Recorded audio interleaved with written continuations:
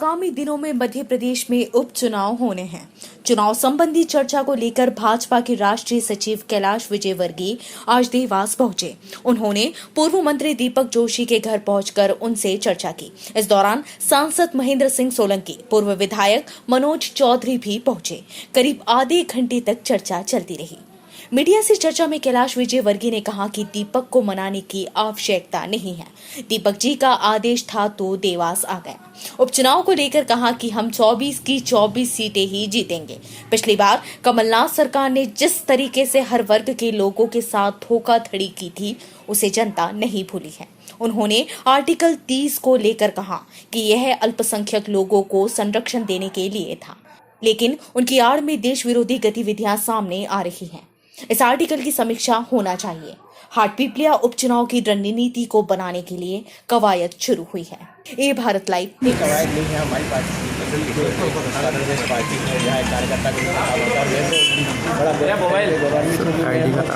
कार्यकर्ता के रूप में काम करा, तो इस नाते से कोई मनाने की बात नहीं है। जो बातें कहीं हो जाती है गाय बगाए, उस बातों को शंका को दूर करना पड़ता है, और उसको मैं जाके अगर नेता बुलाता तो हम करते।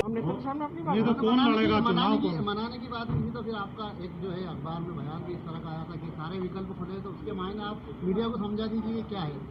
नहीं, विकल्प खुलने का मतलब मैंने कहा था, हमारे पत्रकार साथी ने पूछा था कि आपकी सीट पे मनोज चौधरी चुनाव लड़ रहे हैं।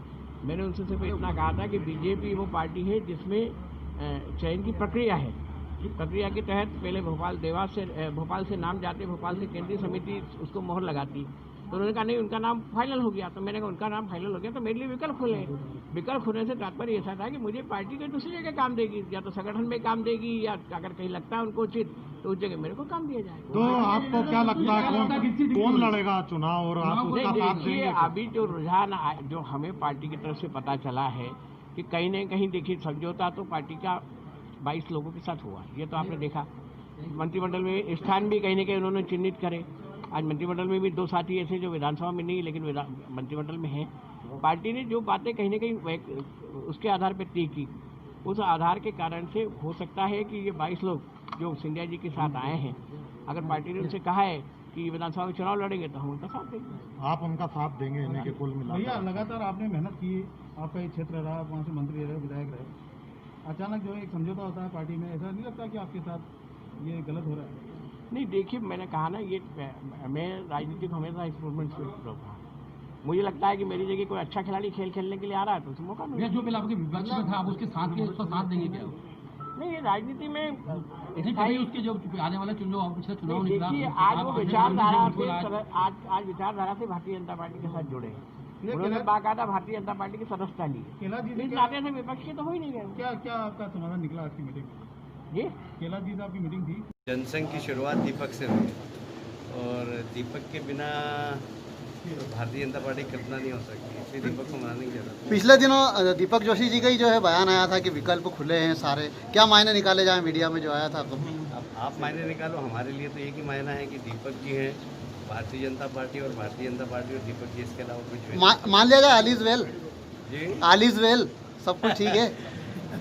इतनी देर बैठक चली आपकी और चर्चा भी चली, तो क्या मान लिया जाए मनोज चौधरी जी भी? क्या चर्चा हुई बंद कमरे में, क्या कुछ बात? अब देखिए, चुनाव है, चुनाव के बारे में